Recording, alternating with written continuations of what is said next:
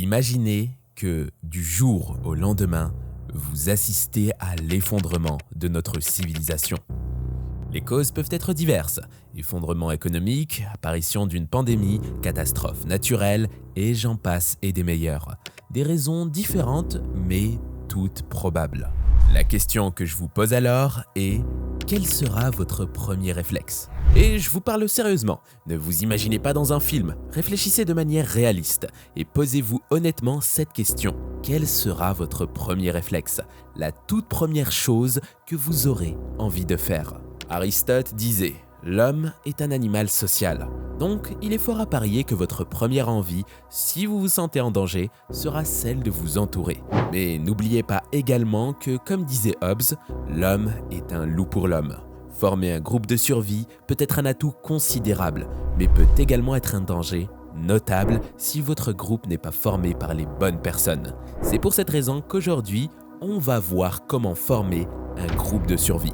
Car si vous défendez l'idée de survivre seul, vous êtes plutôt dans le faux. Nous l'avons déjà vu auparavant. Agir comme un loup solitaire vous met en danger permanent avec une certaine idée de l'individualisme, et très loin des modèles de personnages de cinéma qui s'en sortent brillamment et dont l'intelligence est nettement supérieure à celle de leurs adversaires. Ce cliché du survivant n'est pas réaliste. Au lieu de survivre seul, vous avez tout intérêt à former un groupe de survie pour durer et accessoirement ne pas sombrer au bout de quelques semaines. Mais qu'est-ce qu'un groupe de survie? En toute logique, il s'agit d'un groupe de survivalistes capables de coordonner leurs compétences pour survivre. Votre groupe de survie peut être composé de votre famille élargie, sachant que le temps de survie risque d'être très long et que chacun aura une tâche précise à effectuer pour tout le groupe. Vous savez pertinemment qu'une survie sur une base autonome est la meilleure survie possible dans une certaine autarcie. Je dis certaine autarcie car il est quasiment impossible de se couper du monde et de la société humaine qui est extrêmement grégaire. En ce qui concerne la base autonome, elle implique des tâches très variées, parfois éreintantes et multiples chaque jour de toute l'année. Il est donc important que votre groupe de survie, dans ce cas présent, votre famille, soit déployé sur plusieurs tâches qui vont profiter à tout le groupe. Il s'agira de coupe de bois, de cueillette, de chasse et de pêche, de réparation, de récolte, de semis, d'entretien des animaux, de fabrication diverses, et j'en passe.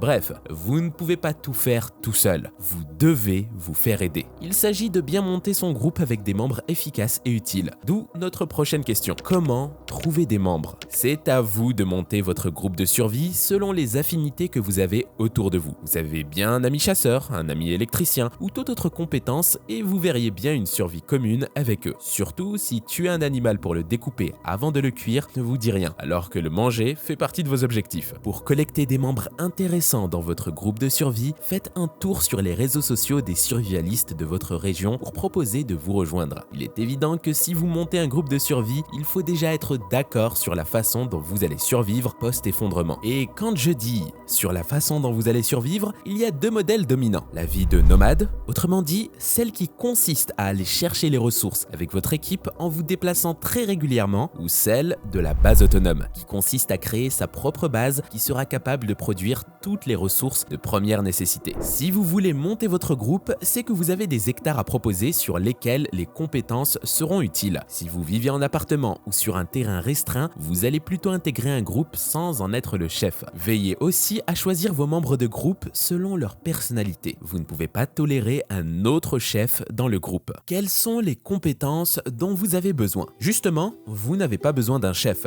puisque c'est vous le meneur. Il vaut mieux ne pas prendre un membre intéressant par ses compétences s'il veut lui aussi diriger tout le groupe. Ce serait une grave erreur de stratégie. Si vous n'avez pas de capacité à être un meneur, passez votre tour. Choisissez le plus motivé pour le faire. Dans un ordre aléatoire, il va vous falloir quelqu'un de compétent dans le domaine médical qui veille sur la santé de tout le groupe et qui s'y connaisse en plantes médicinales. Après tout, c'est tout ce qu'il vous restera à un moment si la crise se prolonge. N'oubliez pas que la fabrication et l'approvisionnement des médicaments seraient les premières industries impactées par un effondrement. On a vu dès le premier confinement que ce secteur était très fragile, avec des productions très éloignées des pays européens. Les médicaments sont largement fabriqués en Inde ou en Chine. Et depuis ce premier confinement, on assiste à des pénuries sur des médicaments largement utilisés qui devraient être disponibles toute l'année. Vous allez aussi intégrer des jardiniers qui s'occuperont de la tenue des potagers et des fruitiers, mais aussi de la récolte et du stockage des graines qui serviront la saison suivante. Vos jardiniers sauront prévoir le temps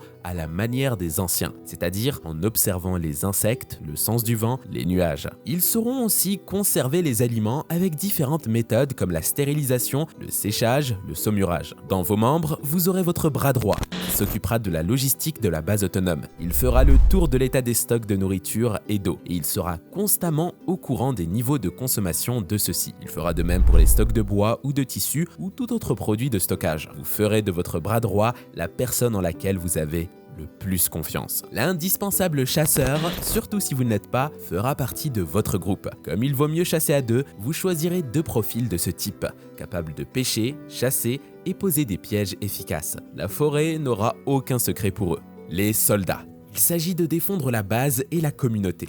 Ces membres soldats doivent être de confiance totale. Ils sont censés surveiller les abords immédiats, mais aussi faire des incursions en ville pour sonder le climat social et déterminer du risque et de l'insécurité. Enfin, il vous faut un Charles Ingalls. Je parle d'un ébéniste, réparateur en tout genre, fabriquant des roues en bois, maréchal ferrant si vous avez des chevaux, capable de vous fabriquer un chalet solide, un poulailler, une pompe à eau, bref, un homme à tout faire. Et comme c'est mieux à plusieurs, prenez-en au moins deux. Mais franchement, est-ce que cela peut tenir face à une crise ? Quand on imagine toutes les personnalités différentes et les incompatibilités possibles dans un groupe, surtout en temps de crise grave et face à un événement qui dépasse l'incompréhension et le raisonnement, on peut se dire que non. Mais avez-vous vraiment le choix ? Si vous ne maîtrisez pas tout sur votre base et que vous êtes en sous-nombre au niveau familial, ça peut être intéressant d'intégrer des membres. Ça peut être dangereux aussi si votre statut est contesté au bout d'un moment ou que des problèmes éclatent entre les différents survivalistes du groupe. De toute façon, vous n'allez pas vous réunir pour la première fois le jour de l'effondrement. Vous vous serez vus auparavant, vous aurez échangé et vous aurez partagé des stages ensemble. Le danger ultime de votre groupe sur votre base sera que tous les membres sauront absolument tout sur vous et votre survie. Rappelez-vous, vous ne les connaissiez pas avant. Comment peut-on donner toute sa confiance à des inconnus ? On en a déjà parlé, les inconnus ne sont pas les bienvenus chez vous. Hormis votre famille éloignée, que vous aviez un peu oubliée, mais mentalement, elle est plus acceptable que l'inconnu, même survivaliste, qui pourrait vous voler ou vous agresser à un moment donné. Je ne défends pas cette conception du groupe entièrement fait de survivalistes fraîchement rencontrés sur le net et prêts à unir leurs forces. Il vaut mieux former toute votre famille et travailler vraiment qu'entre vous. Le niveau de confiance sera meilleur et les suspicions qui pourraient s'élever dans la survie à certains niveaux seront rapidement réglées. Donc, mon conseil est de vous former vous-même afin de pouvoir former, à votre tour, votre famille. Donc, formez un groupe de survie, oui, mais sachez rester en famille car c'est la meilleure garantie de votre survie.